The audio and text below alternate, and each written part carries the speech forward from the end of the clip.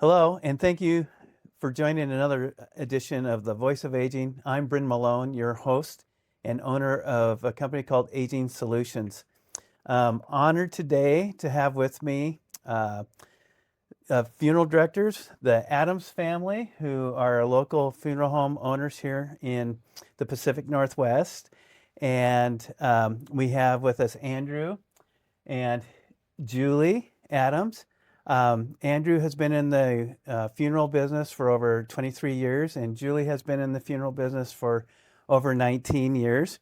They both went to schooling for this, and they were kind enough to come and talk to us today about really the complementary half of another podcast about pre-planning, really your way out of this world, or how you want your friends and families to remember you, and having you kind of take control of that process while you're alive and able to really voice what your goals and your celebration should really look like. So we are going to dive in on all things related to the funeral industry and what that looks like, the good, the bad, and the ugly. Right, guys? You ready for that? Absolutely. Okay, absolutely. They're gamers, which is good, because I think you really have to have a sense of humor to get through this kind of heavy topic. But my experience in working with the aging population for many years has been, unless you do some pre-planning and you kind of take things with some humor, it can get a little too serious.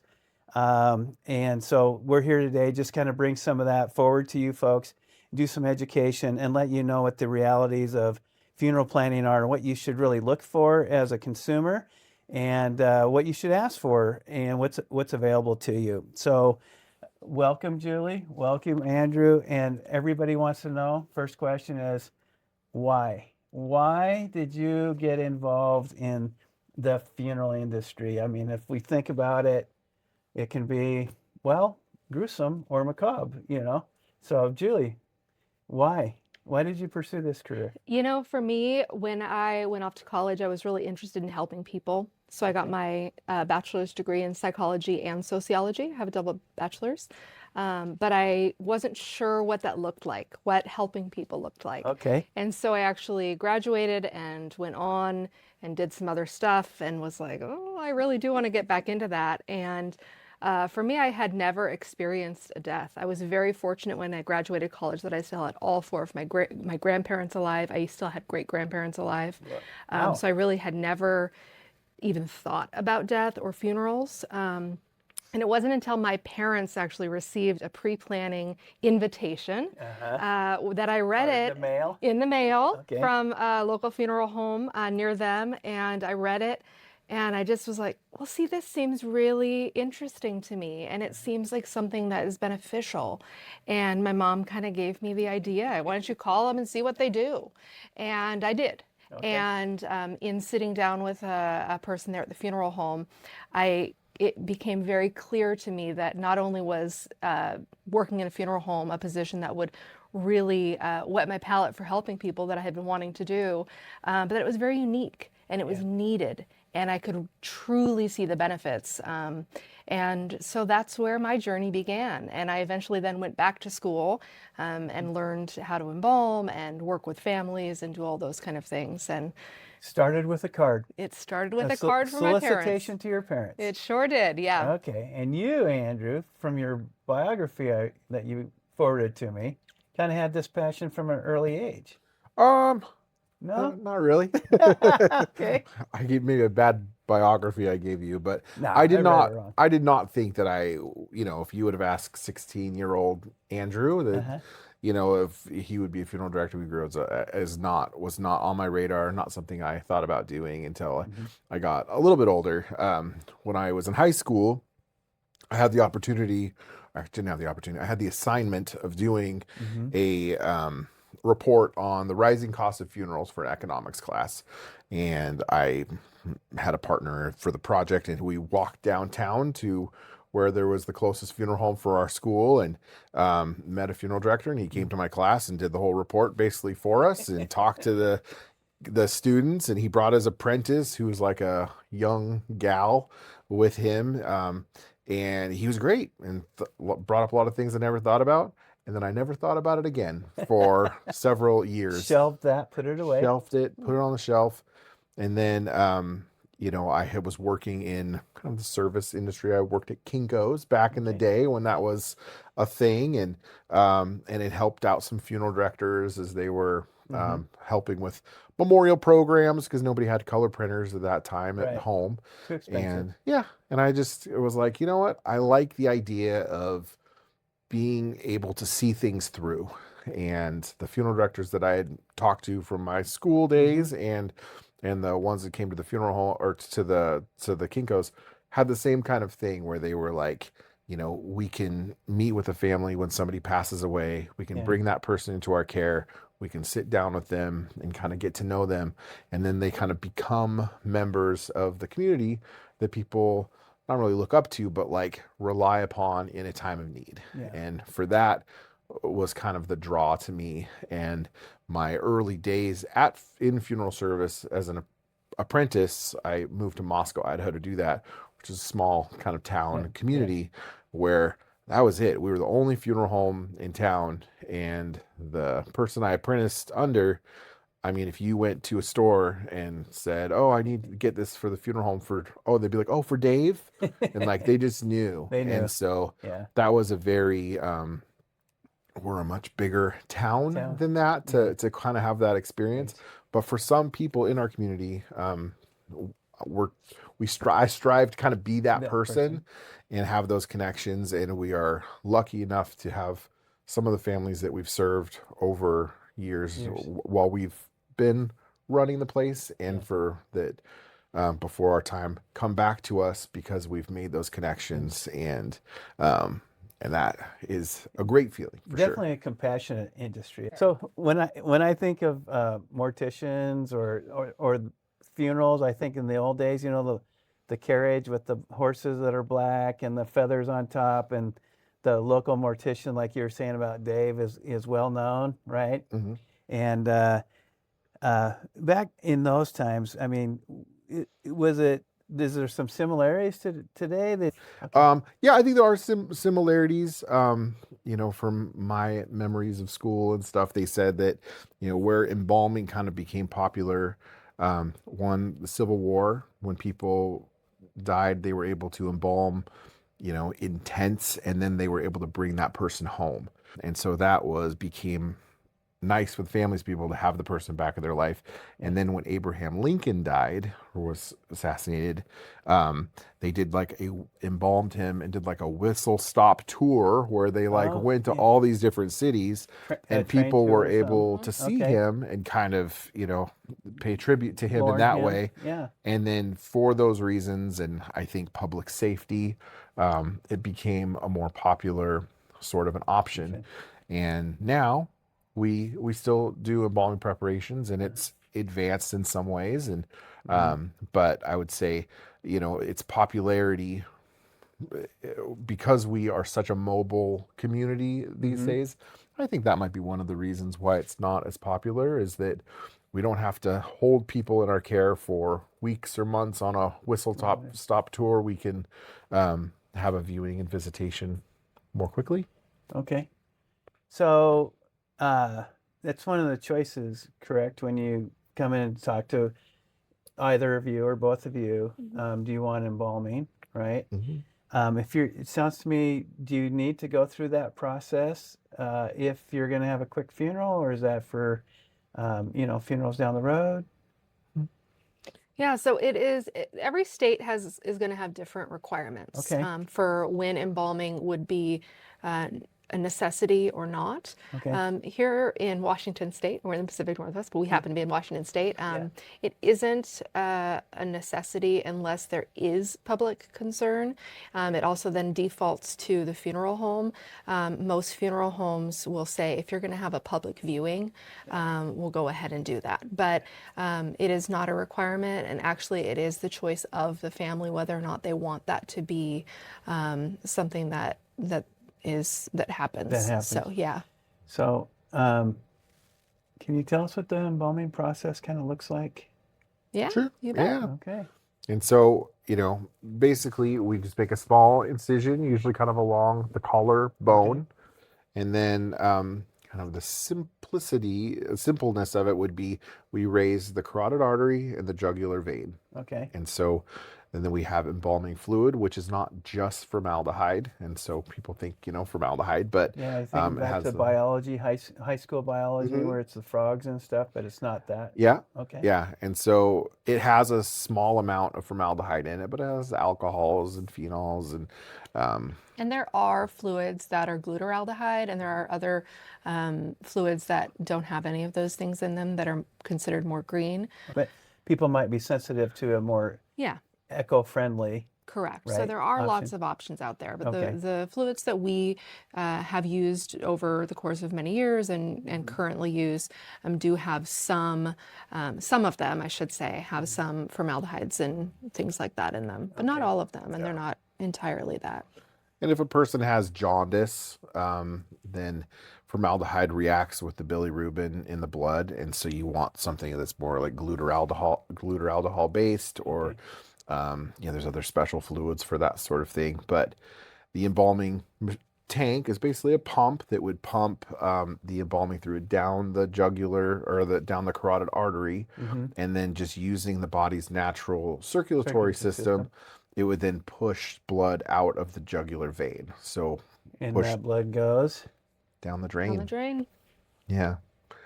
Which is kind of a strange idea I'm to going to think just about. say that health department, there's no containers. Nope. Okay. Not for blood, not for. So yeah. just like okay. Yeah. Yeah. And I think I feel like that then speaks to the amount that we're putting into someone. If it were such a high concentrate of formaldehyde, there probably would be a little bit more in terms of what we could or EPA, couldn't do. yeah, exactly. right, Yeah. okay. But I've always heard it described, and what I like to tell people when we're talking about the embalming process is it's almost like a blood transfusion, where instead of replacing blood for blood, we're replacing blood with fluids. Because as soon as we see that most of, that basically what's coming out of the person is a little clearer, when you see that they're getting really nice distribution throughout their body, then we stop. It's not, there's not like, we gotta put so much into them or something like that. You don't want the puffiness or anything like No, that look, right? Yeah. I mean, again, it comes back to the caring, and really you're so sensitive for the families and what the deceased presents like, particularly when there's viewing or a Catholic church, which I was raised Catholic, so they like to do the open casket thing at the funeral ceremony at the church, which kind of takes me to the next thing. We hear hair, lip, eyes open, eyes closed, lip, how do you prepare someone for viewing? Sure. Yeah. And so, I mean, when it comes to hair and makeup, sometimes we use regular sorts of makeup that you would buy at the store. They do make some special makeups that we could buy from the same companies that provide us with embalming fluid. We have ways of keeping the eyes closed and the mouth closed, and there's some multiple ways of doing that. And sometimes we've taken Boy Scout groups through the funeral home and kind of shown them what the different chemicals and things, kind of the process works. But basically, it's almost like a contact lens with little bumps on it that you would put in a person's eye. That when you shut the lids, it kind of latches onto the lid to keep that closed. And then there are little, sometimes sutures or sometimes little anchors, metal anchors that can keep a person's mouth closed. Instead of tying the rag up over the head? Yeah, and that stuff sometimes works great at like a nursing facility or something of that nature. And, even sometimes just a little bit of like Vaseline on a person's lips is enough to kind of keep the lips closed if they're at like a facility and you're trying to get them looking nice for the family before you go, if they're not going to have a viewing or visitation at the funeral home. But we kind of, at our funeral home, we kind of divide and conquer sometimes. I'd say Julie's a little bit better at the makeup and hair than I am. And then I just have a little bit more experience when it comes to the embalming side of things. And so we kind of tag team our own personal workflow. But Well, that's after someone's arrived to the funeral home. Uh, in our support of people, we often get called like, hey, our clients are on hospice and so forth, and so they're at home. Hopefully, that's where most people like to pass away, is at home, surrounded by their loved ones. Um, to be a funeral director, you're on call 24/7, right? Yeah, Yeah. So we're on call right now. Got my phone right here. okay. So someone passes away, usually, let's just say in the middle of the night. What's that look like? I mean, you take a big hearse out there, or what happens? Yeah. So if a person passes away at home, Mm-hmm. then if they're under hospice care, then the hospice would call us directly and we would go and bring them into our care. If they are not under doctor's care or hospice care, Mm-hmm. then they call 911. Okay. And then in cases like that, then there's usually a police officer that comes to the home, make sure that the scene is secure and safe. Then they'll usually call the medical examiner, and then they will call the funeral home if they're not going to take that person into our care. That's how it works here in our community. In our community. And So police officer, mhm. fire department, maybe? Not necessarily. I think they would make that call. Okay. Yeah. A police So, officer yeah, the would make police that officer call. would make that call. But yeah. then they call the medical examiner, and do they come out? Sometimes and sometimes not. And Okay. so, and it really kind of depends if a person, if they get to a person's house and they're 90 years old and they see little different medicines and they see that the person is under doctor's care, Yeah. then they might look at a situation like that and be like, okay, we're going to call the medical examiner, and then they will just release to the funeral home Yeah. directly. So if someone has a pre-need policy, like we've discussed in a different podcast, can they skip the medical examiner and just call you guys, or no? Yeah. Yeah, we can't let them skip that step. Okay. And so if it's an unattended death is what it's called, when a Okay. person is not under hospice care or not under direct, if they don't pass away to hospital or something like that, and you can't really skip that medical examiner step. Okay. And Yeah, the medical examiner step is really looking at the medical side of a death certificate as to why someone passed. So Okay. what's funny sometimes is that if someone passes and perhaps they hadn't been to their doctor for some time, right? And we submit the death certificate as a funeral home to the doctor. It is not uncommon. Well, it's not uncommon. It's not unheard of that a doctor sometimes will call us and say, well, why did they die?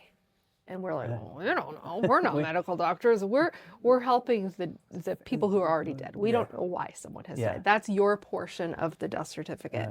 So in talking about the medical examiner, they're the ones who are in a situation that may be questionable, or like he said, is unattended, or there's just not a good medical history. They're the ones, or the local coroner, depending on where you are in the country.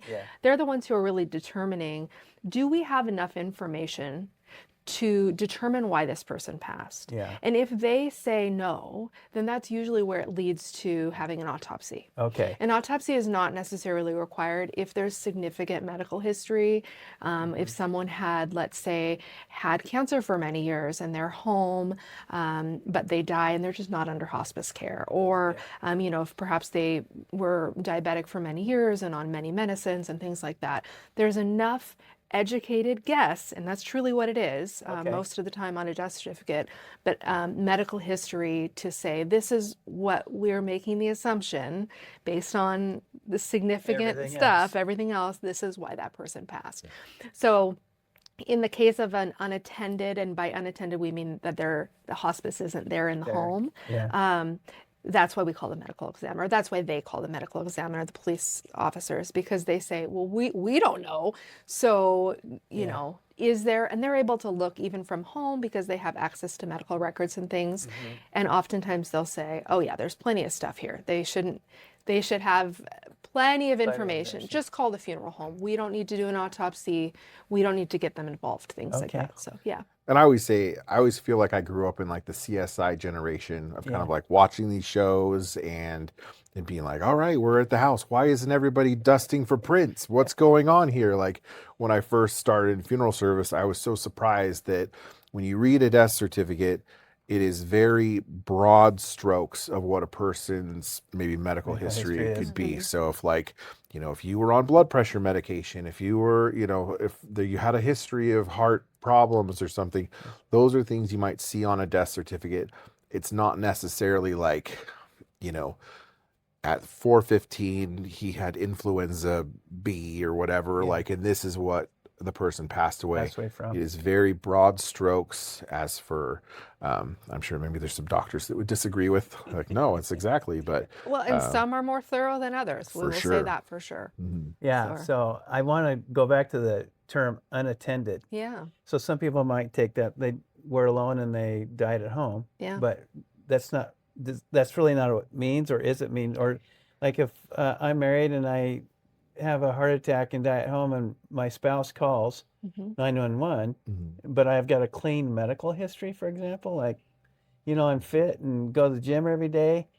Is the coroner or medical examiner going to come on that one to try to establish cause of death, or? It's hard because not being in that position, I don't know what the criteria is, Okay. but from the experience, and I will say, both Andrew and I have worked in the greater Pacific Northwest, so Oregon, Washington, and Idaho. Okay. We can't really speak to any of the other states because Yeah. we don't know how those work. But at least in those 3 states, I would say if that were the case, then yes, the medical examiner would probably be involved in one way or another. Okay. Whether or not they perform an autopsy, Yeah. that there's probably more investigation into medical history that they would do. So based on the state, but what the viewers need to know is Yeah. you're going to call 911. Yes. Just anticipate that it could go this way if it was an unexpected death because the person appeared healthy. And I would say that is Yeah. one of the things that when people pre-plan for services and they have kind of stuff set up and they're pre-planning when a person is getting sick with like hospice and when do we get hospice involved and that kind of thing, are pretty important decisions to talk to a doctor about. Yeah. Because when the police have to come to the house and then they're waiting for the medical examiner and then they're waiting for the funeral home to come after that, Yeah. I mean, sometimes it is hours that they have to wait for that to happen. And I mean, I know you can't pick when that's going to happen, and people pass away unexpectedly all the time. Right. But, we have hospice is a great thing out in the world that stops us from having to have police come to the, police and firefighters are great, but they are not in the same. They don't have the time and necessarily the empathy sometimes to have to deal with waiting in a person's house because they have to wait there till we get there. And so they can't leave until they you're can't there leave until we're there. and the body's removed from the home, Yeah. right? Yeah. Well, I think that's a great point. I mean, we hire them to really serve the living, right? And so and I would say that it's interesting. Go I ahead. would say that some police officers and firefighters are pretty uncomfortable with it. We work in an industry that people don't often talk about and sometimes go out of their way not to talk about. And so you have police that are, police officers or that they have not been around death or don't want to be around death, and they're kind of stuck there and having to deal with it. Was that a hard thing to step into for either one of you, having people who no longer living who have passed away come into you and you're having to make incisions and flush the blood out, and like I love the way you put that, Julie, about it's a blood transfusion but with chemicals, not blood. I mean, was it hard to step into that? Oh yeah, I've lived in funeral homes, and when I was 23 when I started, and I remember it hadn't been around death. I had grandparents that were still living as well, and I remember totally getting kind of the heebie-jeebies, if for lack of a better word. And we would kind of go walk through the funeral home, and there, because I lived there, and there'd be an open door and there's a casket. And I'm like, oh, this is my weird life. This is, people don't normally have dead people downstairs when you When you or get live up in to your apartment or get a whatever. midnight snack, Yeah, you're like, oh, Mrs. Thompson, you're still going good. Okay. Yeah. Yeah. Yeah. What about you? You Did you live in know, a funeral home? I have never lived in a funeral home, no. Okay. And you have lived in many, but yeah, it was definitely different. I will say I started working at the funeral home, the first funeral home that I was working at, and I just happened to talk to a coworker. I was doing some administrative stuff. I started on the administrative side because I was Okay. interested, but wasn't really sure what it was all about. Yeah. So I did some administrative stuff and then worked my way through to become a funeral director. But one of the funeral directors that I worked with was an old fella. He's just right there on the brink of retirement, if not over that, and just kept working, loved what he did. He had been an embalmer for most of his career and was really excellent. And you could tell that he was really good with people at the time that he had worked with people, but he just really loved being in the prep room. He loved it. And he just loved taking someone from, looking a certain way to looking a different way, right? He loved that. So I remember he came in and was like, so, what's your experience? Blah, blah, blah. And I was like, nothing. I've never seen a dead person. He's like, come on with me.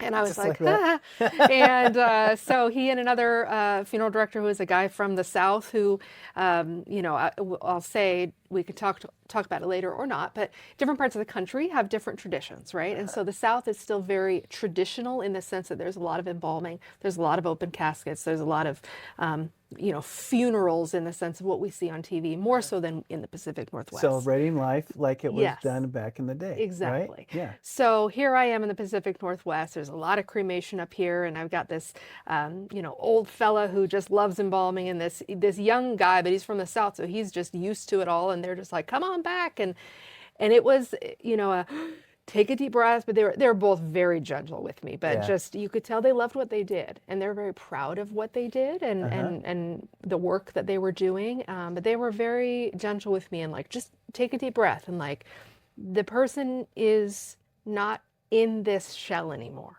Yeah. But we owe it to them and their families to pay respect, to constantly respect them, Yes. and to do what we can to make this last little portion of their time on earth, so to speak, before they're cremated or before they're put in the ground, we're in charge of them. So it was very jarring, but in speaking with them and just seeing the respect and really feeling the passion for that little window of time where they're not in the care of their loved one anymore. They're in your care. They're in our care. Yeah. People have entrusted in us to care for their most, in some cases, most special and, the person that they love the most in the whole world. Yeah. They have entrusted us to keep that person safe and, because it's easy to compare maybe morticians, funeral directors, like Weekend at Bernie's, what's going on behind the scenes, right? Sure, yeah. Yeah. Yeah. So it's nice to know that people get into it for the right reasons, and it's really compassion and caring for people in a different way that aren't living, that you're helping them with that transition. Yeah. I like what you said, kind of their shell. Yeah. They're not there. I mean, I think most people believe that there's maybe something different, although I have clients that don't believe that, so you run into that from time to time, but it's what we believe and how we take care of those people regardless of their belief, and that is to respect them. So Yeah. that's great. Yeah. So you mentioned earlier, a few moments ago, about kind of pre-planning. Mm-hmm. And I want to kind of dive into that because we're all about pre-planning here with what we do with our folks. I mean, there's nothing off the table, and usually when we get to the section of our Trinity plan and we're gone through the finances and the kids and the legal stuff for POA and how your pet's going to be looked after, and then we dive into the death talk, which no one wants to have, right? Mm-mm. Mm-mm. No, we don't want to think that because we're all immortals. We're like the Marvel cartoons. Yes. So just some of the things around that. you guys send out the cards that you received, Julie? Kind of got you in this business or no? So yes and no. Okay. We purchased the funeral home that we're currently at just a few years ago. Okay. And so for both of us, I think it has been a really lovely transition, but a transition nonetheless from going from being a funeral director with a boss to now being in charge and having to handle everything from a broken window because of the windstorm to, unexpected guests, whether they be rodents or people, and just a variety of things, and business in and of itself. So we haven't gotten officially to the point of being able to do some of that yet. But when people come to you, what's driving them? What's their motivating factor? If let's say it's a spouse and they're both still alive. Yeah. Is it the wife poking the husband like, hey? Is that the most common? You're both smiling, so. Sometimes. I think it goes both ways. And it does seem like there's one person kind of leading the charge as for let's get some prearrangements done. And I tell you, every time I sit down with a family and we finally get it all written out and what their plans down, almost every time they're like, oh man, I don't know why we waited so long to do this. Mm-hmm. This is way easier than I thought it was going to be. And, and I think that it's neat to have people come in the funeral home that aren't experiencing a loss at that time. Mm-hmm. And we try to keep things pretty light, and we like that our funeral home is pretty light and bright. And, there's so many topics you could talk about as for like, should little kids be allowed at funeral or come to funerals and things. And we really think everybody should go and be. 'Cause it's a celebration of life. Yeah. And they should be able to be a part of that. And I think the more we try to kind of fit it into a box or keep people away from or not talk about it, it makes it weird and makes people feel uncomfortable about death. And, it's when we see young people like at a viewing or something, we always kind of joke because we kind of watch them and we'll see them like go into the chapel and like peek over the edge of the casket and be like, she looks different, or like this, looks like they're sleeping, or I dare you to touch her arm, or, like this kind of back and forth that they do. And it's like, that's what we kind of not get excited about it, but we kind of see that and be like, yeah, those kids are going to walk away from this experience not being freaked out about funeral homes, but being like, it's just a thing. We went to this thing with my grandma and I got to hang out with my cousins and we ran around and ate cookies. And so like trying to sanitize death and what funeral homes do is such I think a disservice to the grieving process and the industry as a whole, where we've kind of, put on suits and ties and we have hearses and I feel like sometimes we're our own worst enemies when it comes to making funerals scarier than they should be. Yeah, well, it's definitely can be a very solemn thing, but I'm Irish, as are my siblings. Weird. And so we believe in wakes, and so there's a lot of joking and so forth. And fortunate enough I still have all my siblings, but we have, buried our parents, and we celebrated as our parents wanted us to celebrate, with song and, tears and beers, man, tears and beers, right? So. But everyone's different, so difficult for me. You guys kind of have to be chameleon-like or just really adaptable, right, to the suit and tie and the formality of certain. Yeah. Yeah. Yeah. Mm-hmm. What's your craziest? Anybody have a crazy theme to a funeral, or what's your crazy? I mean, yes. You got any crazy funeral my stories? my look is more like which one, right? Because something that you had it We like to spot hear 'em on, all, right? Julie. Oh yeah, right. Yeah. Well, we don't have that much time, but something that you hit the nail on the head there is that every person is different. I mean, even within a family, right? So Andrew touched on a little earlier, we have had the honor of serving one family multiple times. Yeah. And even within a family, the people are just different, because no two people are touching all the same lives in Yeah. the same way. Right. There's always additional friends or additional family members or different people within their community. The different right? experiences they've had with Very different people. different, exactly. And Yeah. so no two services are the same, even though you think that, oh, well, it's going to be like this. And, you know, the shell may appear to be that way, but it's part of why I love what we do, because there's such diversity Yeah. in cultures, in people, in so many things. But some of the fun funerals or interesting funerals we've had, I mean, we definitely have things that are themed, like someone really had a specific sports team, Yeah. you know, that they loved. So that one's not uncommon. Definitely colors. You know, oh, her favorite color was purple, and everyone's wearing purple. And if we get wind of it, we'll like join in. But like it can be actually a little bit disappointing when everybody shows up in purple, and we're like, well, I'm wearing blue today. I would have put a purple shirt on, right? Because we want to participate in that way and show that, you know, but we don't always get the memo. And so there are things that are like that. I would say that's actually pretty common.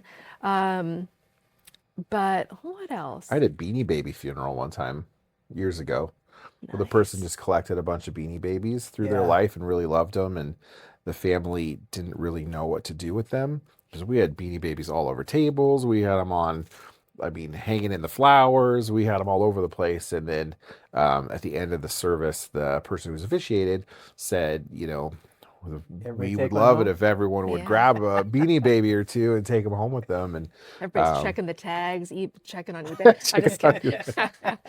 Somebody gonna walked say, out somebody walked out with the $10,000 later. $1,000, yeah. yeah, I took one home and gave it to my son, and he kept that thing for years. Yeah. I love that little So parrot. can people have things buried with them in the casket? Oh, yeah, pizzas and Yeah. What? Yeah. Oh, we've had some, we were talking about that. We've Yeah. had some food requests over the years. cheeseburgers, Yep. alcohol. Uh-huh. Your favorite bottle of whatever? Yeah. Yeah. Lots of seems to be a favorite Reese's cup, whatever the peanut butter Reese's cups. peanut butter Reese's cup? pean't butter cups. Okay. Yeah. I feel like everyone I don't know. wants- I love Reese's peanut butter cups. Yeah. But yeah, Reese's peanut butter cups in somebody's pocket or something, or in the suit jacket. Okay. Yeah. Are people becoming, are they people who pre-plan and then pass away becoming less formal in their dress? Like, my mother, she had a specific dress, pink. She wanted to be buried in pink. You know, my father was a deacon in the Catholic Church, so he was dressed in his deacon outfit. Are people becoming less formal? You know, because back in the day it was suit and tie for the men and women with the pearls or whatever. Yeah. Anybody ask you to extract the gold teeth anymore? Or what's that look like? That's what people ask. So as the funeral directors, we cannot do that. So we would, What? if somebody wanted a gold tooth, if someone had a tooth that was actually gold and not just an amalgam that really has it was nothing actually there. a gold Yeah. crown. Yeah. Then we just tell the family they need to contact a dentist to do that. Okay. Because going back to, yes, we make an incision for the process of embalming, but other than that, it is really outside of our realm and of our purview of things, but it's not also your standard of practice. right? correct. It's- And yeah. also there's an ethical thing of like, we're not there to disrupt the body in a way more than just to do the Yeah. small thing we need to do. So to be ripping out a tooth is, Well, it makes me a little uncomfortable. I'm not yeah. interested in I'm doing glad to hear that at actually, all. but some of my clients who have passed away, they've had gold teeth from their parents. Yeah. And I'm like, oh, what do you do with these? I mean, Yeah. really. So, Yeah, when cremation is the wish, yeah. and you know, again, I try to be, as an embalmer and funeral director, I've always tried to be the least evasive as possible. You know, we're not cutting. I had somebody, we couldn't get a ring off one time, and they were like, "We'll just cut her finger off. She's dead." And I was like, What? I am not doing that. Yeah. That's crazy. I can cut the ring, but they were more concerned about cutting the ring than the than finger. cutting the finger. And so, which is rare. I mean, that's Yeah. wild. But when cremation is the wish, you know, we see things after cremation, like a hip. is a large piece of metal, or knee replacements, and that sort of thing. And so when we're going with the family through a cremation authorization, we ask questions about a pacemaker or defibrillator. Do they have any metal, like a hip or shoulder that we, and then, if the answer is yes, then I usually ask, is that something you would want back after cremation? And so, and if that is the case, then basically any found metal we would return to the family. And if there are pieces of a tooth that's left over after that, then they would receive that back. But other than that, we just dispose of it appropriately. So I guess we're kind of to the point where person's passed away, you've collected them to take them into your care, and now you've prepared them for either cremation or a funeral, right? And you've met with the families, and they're telling you, yeah, they were a huge football fan, and so we're gonna have a football themed. Okay, so you go through that celebration, and then do you guys perform the actual service, or do they hire pastors or ministers to come in? And what about song, singing, that kind of thing? Can you just, when people are pre-planning, what kind of things you're going to ask them they want, and what you do versus what they have to kind of source out, if you will, or find on their own? Yeah. Yeah. First, just to speak a little bit about the pre-planning, so we've kind of started at the beginning. Yeah. When it comes to pre-planning, a lot of times people are unaware, or they're under a misconception that pre-planning means you have to go in and pay a bunch of money. And that really isn't the case. In the funeral home, pre-planning really looks like coming in and just letting us know what you want and starting somewhere. It's the thought process. It really is the thought process. Getting comfortable with you guys. Exactly. Yeah. Okay. Now, Or not the to idea of say that people don't come in with this, because we talk to people on the phone all the time, and we let them know you do not have to make any sort of payment now or until you pass, but let's start talking about it. That's really the first step. And so we have people that come in and, we say, are you thinking cremation or burial? That's usually the biggest first question. Yeah. And to be honest, especially in our state, there are other options. They just aren't as prevalent, but there are other options throughout the country. But the two big ones are cremation and burial. Okay. And so, we said, let's start with that. And sometimes people need to be talked through what each of those things looks like, both from a logistical standpoint. They want to know the details, the nitty gritty of each thing. And they also want to see what it looks like on paper financially, right? And so we just will work with you however it works, right? There's no rush in terms of that, but we want to make sure a person is comfortable, gets their questions answered. Sometimes people come in and they say, well, I know I want cremation and I just want to get something started. And so we'll have them sign a cremation authorization, because they can do that while they're living. That would then alleviate any family members from having to do that down the line. But also we can gather just very basic information for their death certificates. It's about 20 questions, but it's going to be things that all of us know. So our names, our birth dates, our social security numbers, parents' names and address. I mean, things like that. Very basic statistical information. Work history. Exactly. Yeah. So if we have those two things, we can put those in a file, we can put your name on it, and we can tuck it away. And we're happy to do that if that gives a person peace of mind. We can then go further down the line and say, okay, well, what do you want from that? Let's look at what it looks like financially. Okay, let's put an estimate together. Now you know that you'll need X amount of dollars to make what you want happen. And then they may say, okay, well, what if I wanted to make payments? What if I wanted to do this? Could I do that? Or I have a life insurance policy, or I have, there are various ways that people might finance their end of life Final plans. arrangements, yeah. Exactly. So so we talk them through, what that looks like. And again, it can all be done in one session, or it can be done over multiple sessions over multiple years. So that's important when it comes to to thinking about this whole thing. But what I also have seen, and what I think is really cool, is that some people just go, nope, it's my funeral. I want it done the way I want it. Here are the photos that I want for my obituary. Here are the photos on, an old disc of, Here is my obituary. yeah, Fill here in the is my blank. obituary. Fill in Yeah. these specific blanks. They'll come in every 5 years and maybe cross Really? people off who have passed, or they don't want this information. And I really love that, Yeah, because I love that. there are things about, let's say my mom. There are things about my mom's life that I didn't know, because she wasn't my mom until she was 24 years old. There are 24 years that I wasn't A part of her life. around. And Yeah. let's be fair, I probably didn't pay much attention to her life for the next 15, right? So Right. there are many years of her life that I didn't know what was important to her. And she may have, and I know she didn't, but she may have really loved being in the Girl Scouts, and she wants some people to know that she had a good community or something like that. Oh, yeah. And I might not know that. So it's important, I think, if you can and if you're willing, to really write down what was important to you during your life.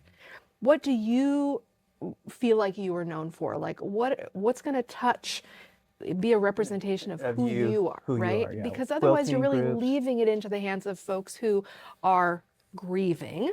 Yeah. And people don't know the weight of grief until they've experienced it. And just like every person is different, the relationship that you have with a person is going to be different. So like my dad has passed away.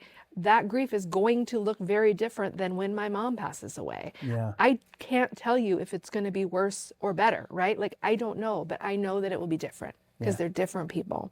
Different relationship. Different you had. Yeah. relationship.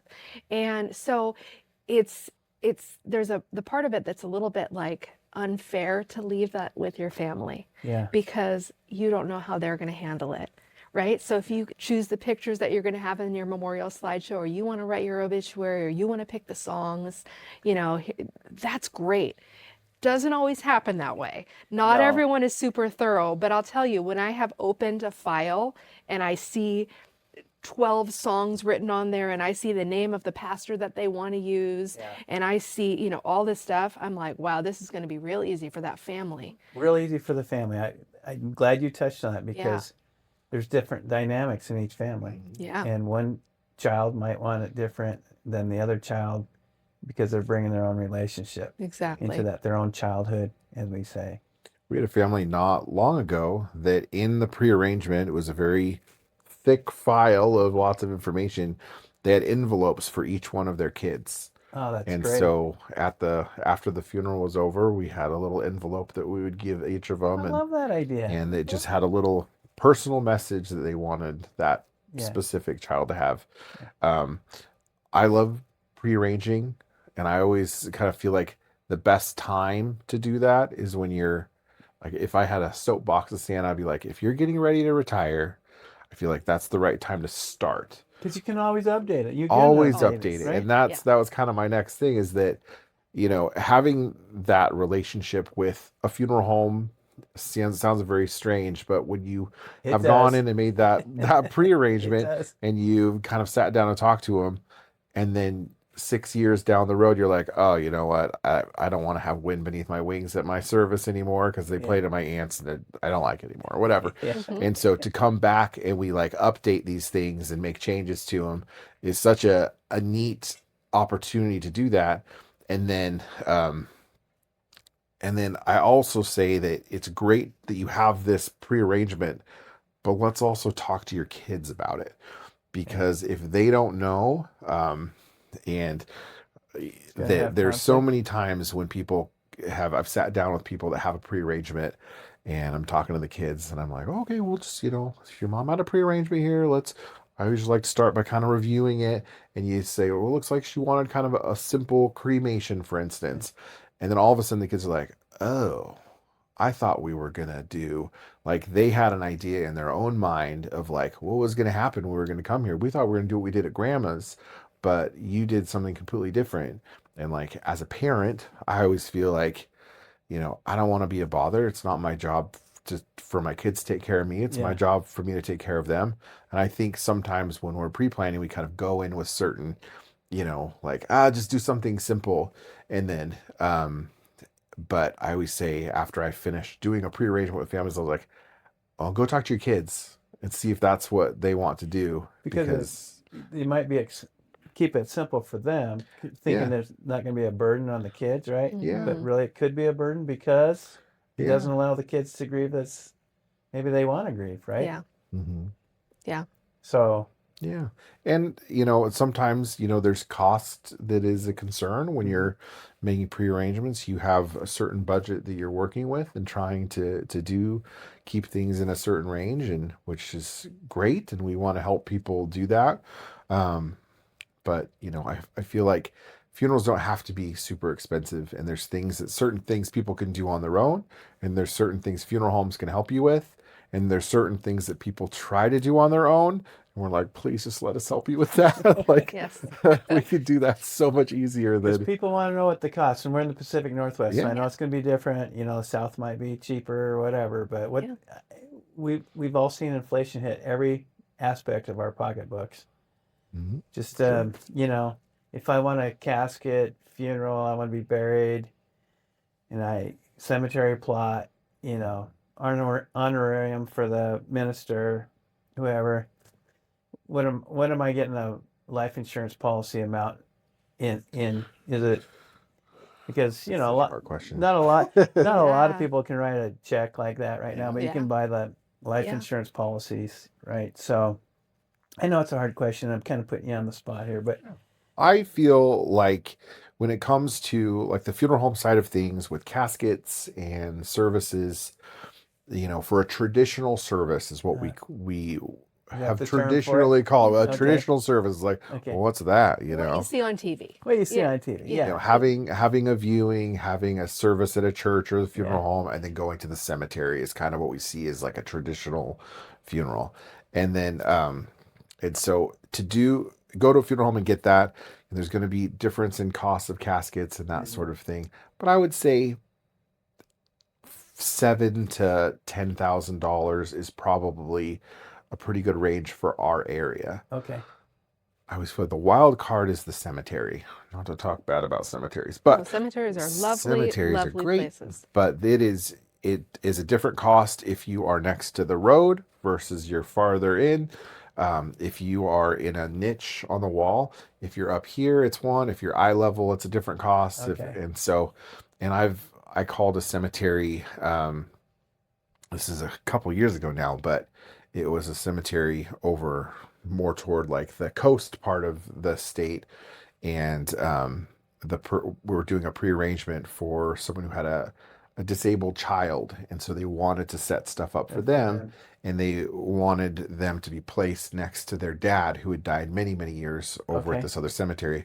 And I called, and the lots at that cemetery, just for the lot, was $20,000, which is crazy. Like, we don't see that what's in the our dimension of a area. casket? Is it like 7 feet by 3 feet, 7 Yeah. by 3? Yeah. Yeah. And that didn't include what's called the open and close, which is the digging of the ground. It Right. didn't include a headstone. It didn't include a vault, which is something, or a concrete. grave liner that the Yeah. casket goes in. So none of that was included in the $20,000 starting point at that particular cemetery. My goodness. And so, but we also have in our area, we have an awesome cemetery we kind of call them a pioneer cemetery, where they are not, they don't have grassy area. It's kind of unwatered, It's mowed, natural. but Unendowed to some maybe. extent. Yeah. So Yeah. unendowed means that they don't have groundskeepers, or they just kind of let nature. They keep it clean, but Yeah. yeah, Yeah, and Yeah. they may mow. I mean, depending, of course, on the size, right? they're So not in this, watering it every other day. They're not watering Yeah. it, but Yeah. they are mowing to maybe keep the Yeah. grass It runs down a or the little bit, weeds down. but- And they have a sexton that runs the cemetery, and he's awesome. And but their lots are like maybe $1,000, Okay. and then we have other cemeteries in our area that are Quite a bit more than quite that. a Yeah. bit more. And Yeah. I would say, I feel like lots are maybe around 5. I Yeah. don't know. I would say most cemeteries are, for the headstone, the lot, the open and close, and maybe the grave liner, I think you'd be probably around $10,000. And we've or both so. worked at cemeteries, so we're not coming from a place of not having that knowledge. I started my career at a very busy, very beautiful cemetery in the Seattle area, and he worked in the Portland area at a equally as nice, beautiful, big cemetery.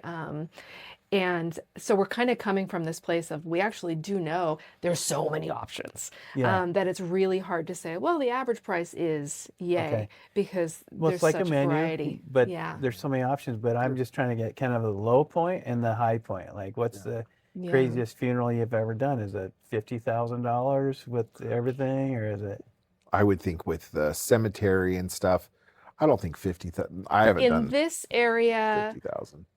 in the area that we're in, which is not a large, huge metropolitan area, I haven't seen that. I've seen probably 25. 25, I was thinking. Yeah. But in the places that we were before, oh, easily. I mean, Easily 50? Easily 50. Yeah, I've seen that on a bill before, for sure. Just because I want to give you the opportunity to speak to that, because you know, I don't know if that's what's driving the cremation It's trend. part of it for sure. It's like, oh, funerals are so expensive, you know. Absolutely. Yeah. So I just wanted you to speak to that, because I think it's important that people understand there's different parts to your celebration of life, and that is the funeral home piece. But then you brought up the cemetery piece, and you have to kind of include all those costs. Of course. I did have a question kind of about where to be buried, because back in the day, you had maybe a ranch or a farm, and you had this family cemetery plot. Is that still available or legal today? Can you bury somebody? You know, so. Yeah, Yeah. I know you can in Idaho. I've done it. okay, I would say that it really, some of it is going to be city ordinance, okay, whether or not. So in large metropolitan cities, I don't think it's allowed anymore. Yeah. But you go out a little bit further, and some of the rural city town, they would still allow for that. okay, And it gets complicated where, you know, I've always kind of given this example for people where it's like, oh, I'm buried at the family farm. Then the family sells the farm. And there's two options. Yeah, well, that's where I was going next. What are the options? The person who's buying the plot is like, we don't want your grandma here. I've always Day kind to of death. frowned upon, not frowned upon it, but like I've always been like, it's a very awesome idea. And I think that's sometimes where cremation comes in for people, where they can spread ashes in different places, and it kind of replaces that being kind of that rigid. So this is where a are spot. those places you can spread ashes? Are there any limitations or restrictions to that? You're not supposed to do it at Disneyland.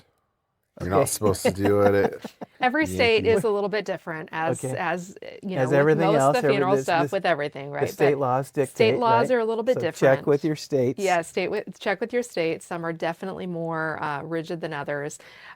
We live in a state that is a little bit more flexible with those type of things, and it's just a little bit more of a just be discreet.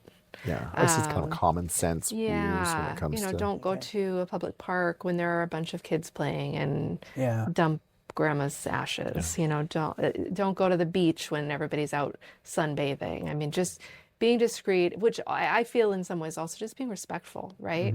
Not only of the loved one that you're spreading, but of the people around you.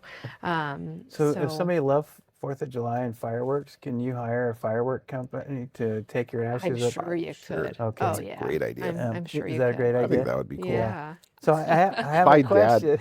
Go ahead. When I was a kid, we'd always like shoot rockets, Yeah. like those little model rockets and stuff. And I was talking to my dad a while ago, and they enjoy going to the Oregon coast. And so he's like, when I die, I want you to put a little bit in rockets, and then I want you to shoot them up over the water. And I was like, oh, that's kind of fun. Yeah. It'd be kind of a fun thing That's to the do. way to not tell, because Oregon doesn't want you spreading We don't want anybody. to, So but when it comes Check to with your state. cremation, Yes. Yeah. we have to, after the cremation process is completed, we have to process the cremated remains. And that basically means they are broken down so they don't resemble bone. Because after cremation takes place, basically what's left of us is our bones. And they're very brittle and very soft, but much of it looks like a bone.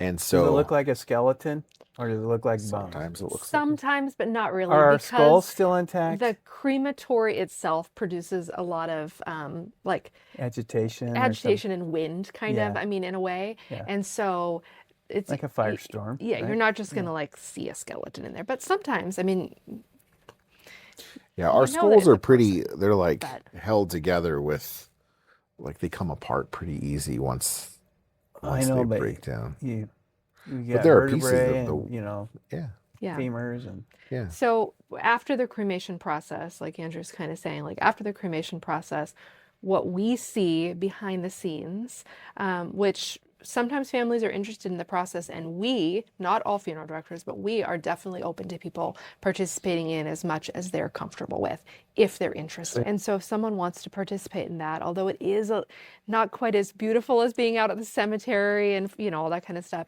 I can see the significance of being a part of that.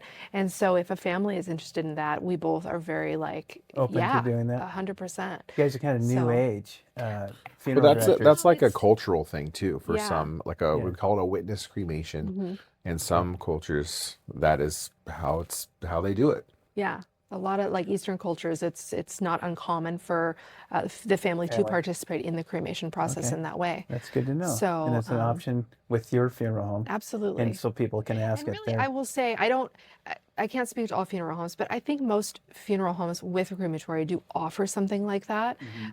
It just isn't something that's spoken of very often. And we talk about it a little bit more. Yeah. If people start to ask, you know, kind of questions, we make sure that people know it's an option.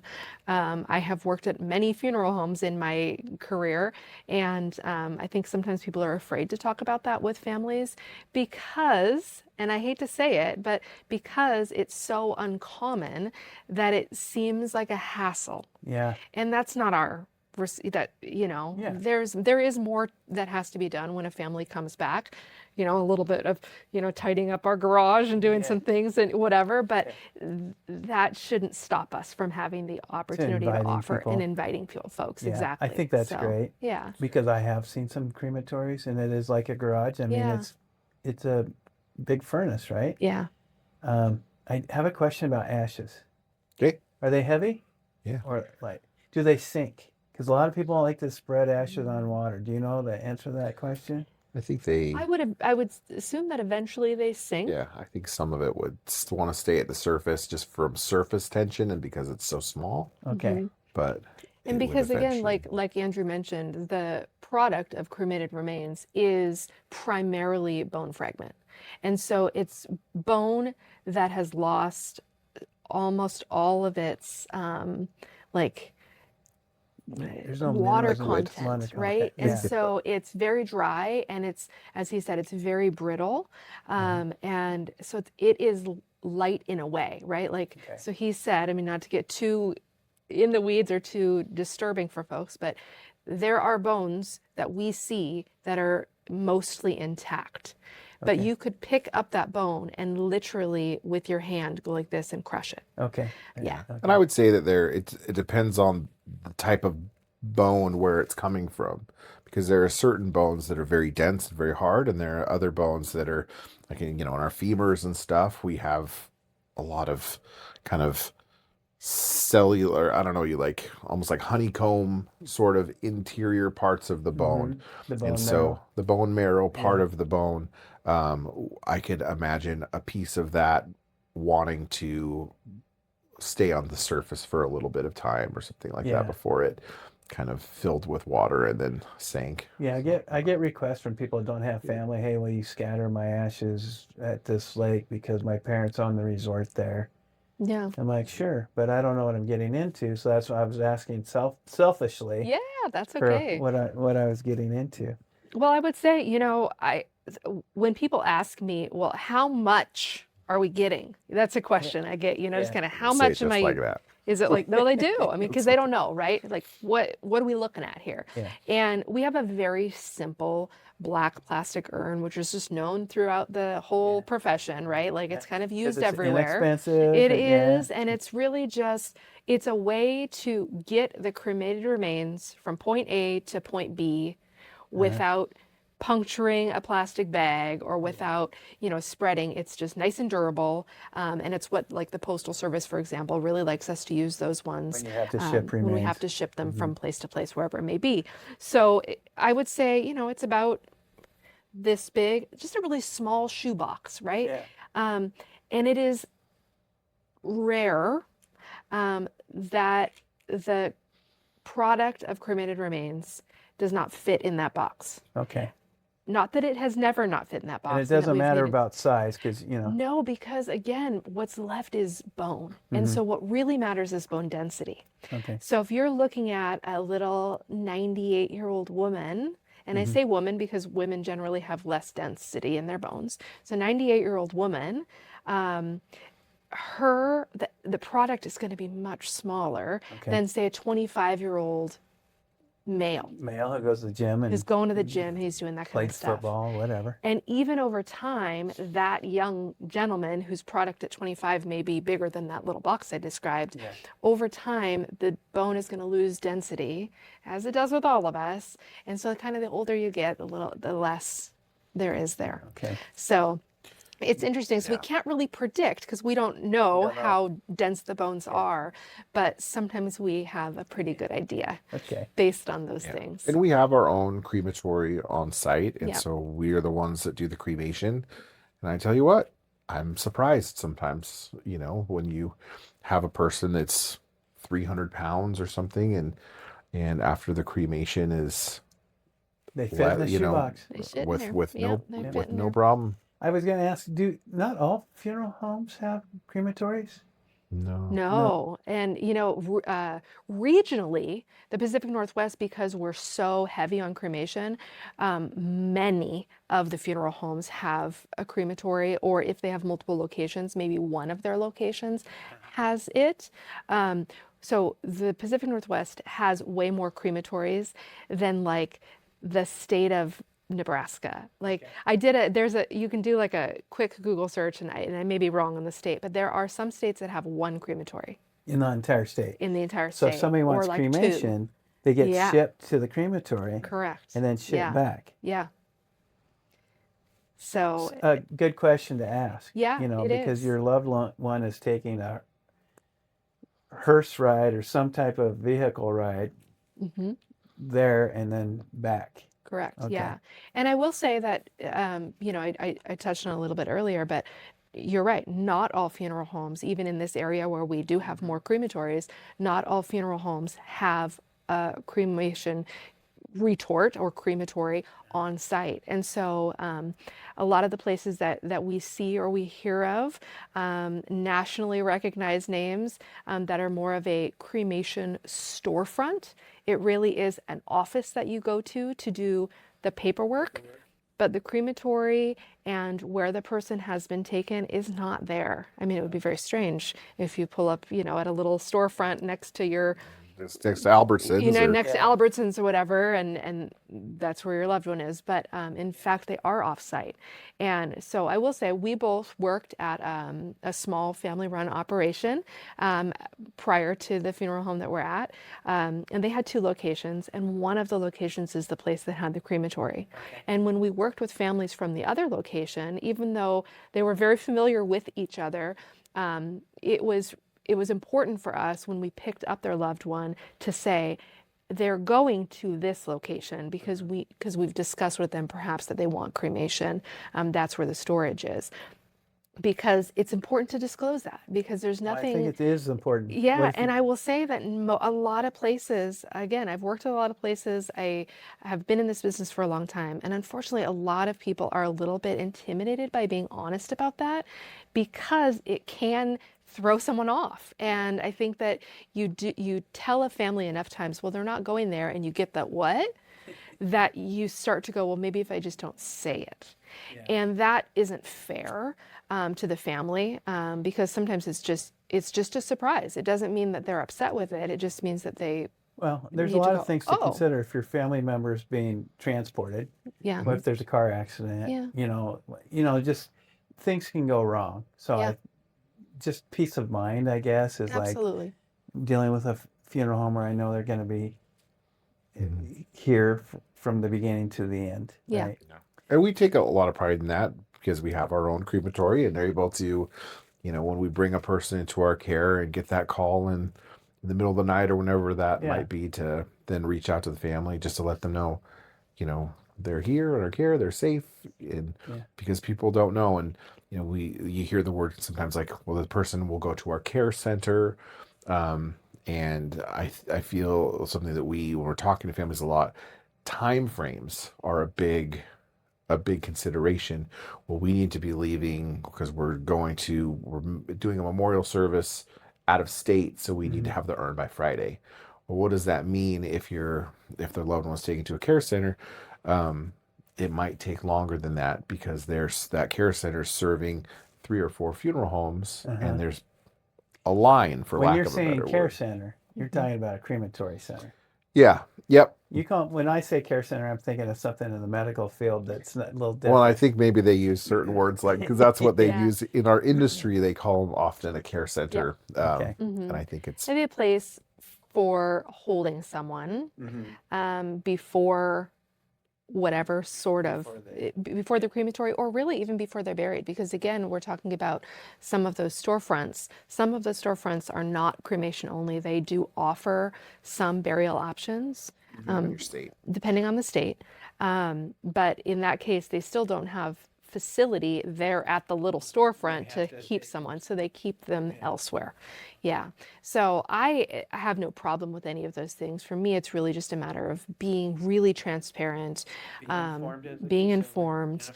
Absolutely, because for some people that doesn't sit right, and there's kind of nothing worse than making a decision that you feel like, oh, I'm going to call this place because, oh, the price is right, and someone else used them and it was great, and so I'm going to call, just to find out that, like, oh, mom's not here, oh, and it's going to take this amount of time, and when can I see her? Oh, I either can't see her or I have to schedule to see her somewhere else. I mean, there are things about that if you aren't transparent and really clear with the family, I could see it being really disturbing, because again, we don't know how grief hits us, right? It could be disturbing could because you're be. going through that grieving Yeah. process. Hey, I just want to touch on VA benefits. Yeah. And real quick, there's so many wonderful veterans out there, and now we're seeing the Vietnam guys, in the Korean guys, coming through, where they're getting older and they're dealing with this. And unfortunately, I think we're down to the last few World War II folks. But a lot of families, maybe they're not pre-planned or whatever, and working with the VA can at times be cumbersome, right? Do you guys take that on as funeral directors and really guide the families through that? Walk me through what they're entitled to, if you know what that is, and then how you work with the Veterans Administration to make sure we're honoring those veterans. Yeah. Well, there's a few different ways we do, or things we can do as a funeral home and things we can't. So we have a veteran cemetery. Ours is a state-owned veteran cemetery, which is a little bit different than a national. And so a veteran can be placed at our cemetery and their spouse, but there's a fee for the spouse. It's very small. It's like $311 now or something. Okay. But with a DD-214, which is like a discharge paper a person would get from the military, when they got out of the military, they got the DD-214. Yep. Yeah. Okay. Then whether it's at need or when a person passes away, or if it's on a pre-arrangement basis, we can take that, and then I usually fill out the application form and get that sent to the veteran cemetery. And if it's on a pre-planning basis, then they can get pre-registered out there. So that really streamlines everything. When a person does pass away, we can just call that cemetery and we're ready to schedule. We don't have to worry about verifications or any of that stuff because they've already pre-done They've gone through the DD-214 process and verified their service years and where they served, whether they're overseas, whether it was wartime, all that kind of stuff. Yeah. Right? Yeah, whether they were active duty or just reserves, or there's some stuff that, at least with our local cemetery, whether they qualify to be placed there or not. And then so we also do flag applications. There is a letter signed by the president that we can order for families that are veterans. Honor guard. Honor guard. Yep, all the military honors. With the VA cemetery, they do the arranging of the honor guard part, but there are sometimes just based on scheduling. We've got a service coming up this week where many of the children live out of town, Okay. and so they wanted to do the service on a Saturday. And the VA cemetery does not do any burials on Saturdays. And so they're closed on the weekend, not for visitors. The visitors could come, but they don't do services on weekends.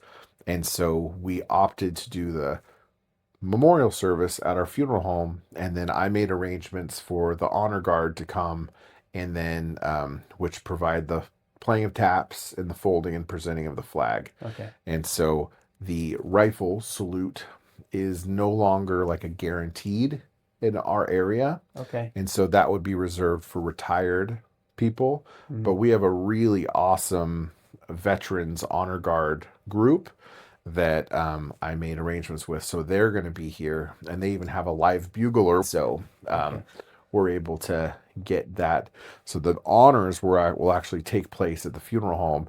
And then the burial will take place at the VA cemetery at a different time. Day. Okay. Yeah. So the funeral's on Saturday and the burial's different. Yeah. So I feel like just to speak to what you asked, because All he right, gets all a right. little bit winded and starts talking like it's a dream or something. Veterans are entitled to, someone who has been honorably discharged from their time in the service are entitled to space at a veterans cemetery. They don't have to pay for it. They do not have to pay for it. Okay. A headstone that is furnished by the They don't have veterans to pay cemetery. for They it. do not have to pay It's for getting it. cheaper all the time. And yes, if you have served, it's a wonderful benefit, because we just talked about how expensive and how cemeteries are, and also a concrete grave liner for the casket, if casket burial is the choice. That's also included. Then they're also entitled to honors, and so honors looks like getting a flag that is folded and presented by members of the military, and also the playing of taps. Oftentimes, like what Andrew is saying, is that oftentimes it is actually just a bugle with a little canned thing. Okay. We don't always Ceremonial bugle, it's called. bugle. Okay. We don't always have a real Live. live bugler. bugler. Sometimes we get one because there's someone available, and it's lovely when that happens. But those are the things that every honorably discharged veteran is entitled to. Okay. At least as far as these kind of These benefits that benefits. we see funeral home wise. Yeah. It used to be that depending on where a person died, when they served, how they served, if they were, how long they served, all these kind of criteria that we don't necessarily have access to, that they may also be entitled to some funding to help with funeral expenses. Now, back when I started in this business, we used to try and help families through that, but there's a lot of red tape. And unfortunately, as funeral home, we just can't keep up with all of that. And what we were finding is that some of those expenses that were allotted for paying for just a portion of the funeral expenses itself. were also taking 6 to 9 months to even pay if they were going to get them.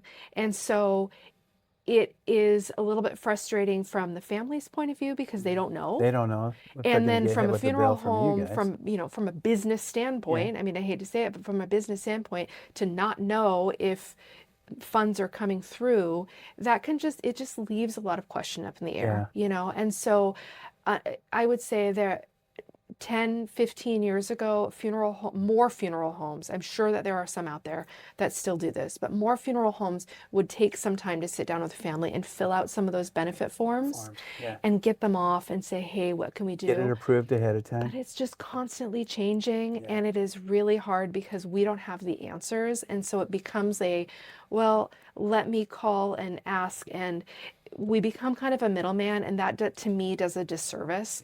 I would rather a family go to their local, VA or even VFW and have some of those folks who are really in tune with who to call, what do I know, having the answers. Just go directly to the source, more so. So I want to clarify, they'll pay for the vault potentially, but not the casket. So at a veteran cemetery, they will pay for the vault.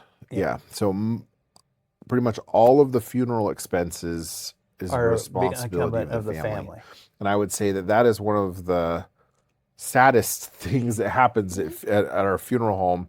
And it happens several times throughout the year where people will come in and will sit down and they'll be like, oh, my dad just said to tell you whatever the veterans will pay for, do that.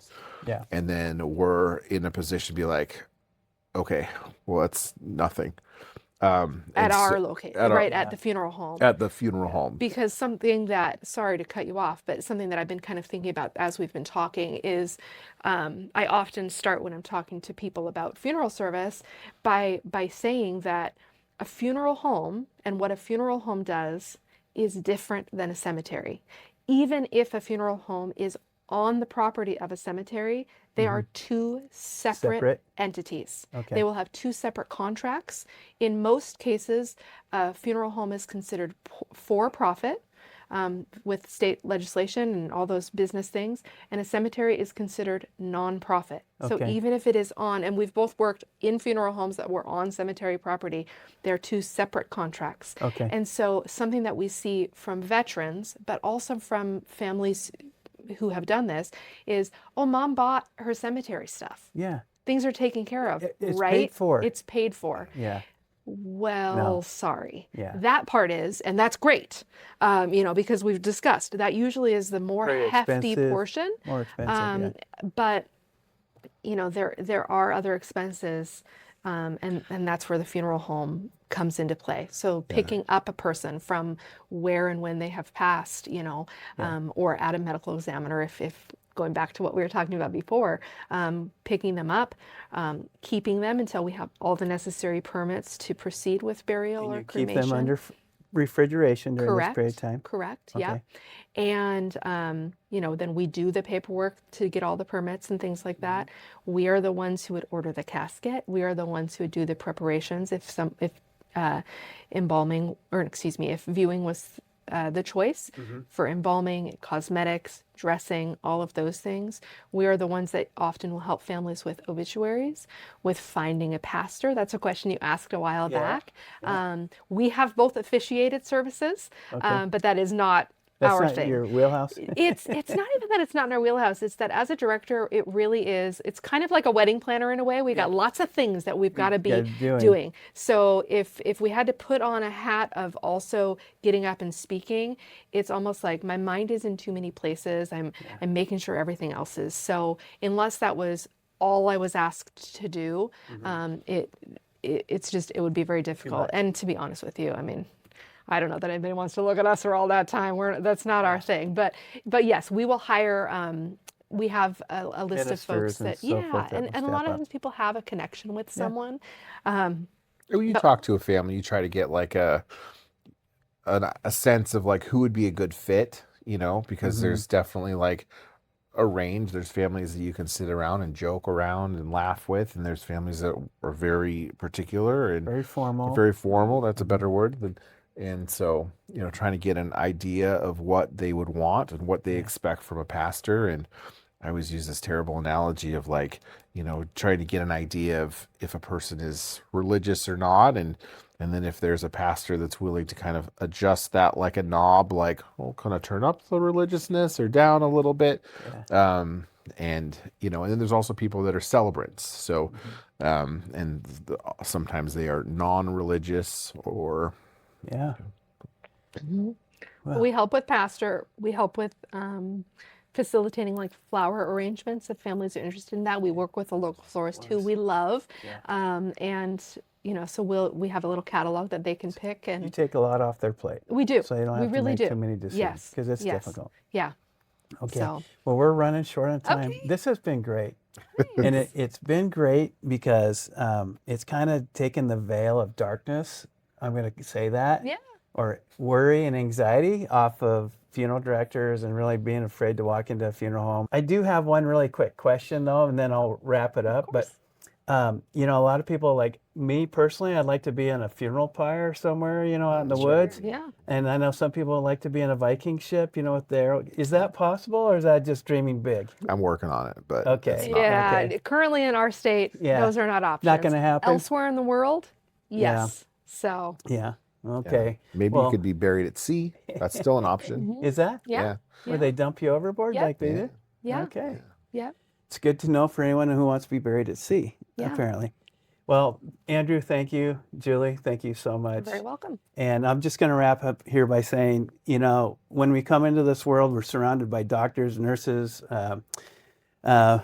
midwives, and it's kind of complicated. And apparently, when we go out of this world, we're surrounded by funeral directors who, behind the scenes, there's a lot going on and a lot to know. So, just invaluable information so people can be better consumers and better pre-planners. That's what I heard the message. It's the message we try to drill into everything at Aging Solutions is plan ahead, be knowledgeable, ask questions, make phone calls, and we're here to help. So for this last episode of kind of the journey of celebration of life, I'll call it, I'm Brynne Malone. Please follow us at agingsolutionsnw.com. We're on YouTube, we're on Facebook, we're on Instagram.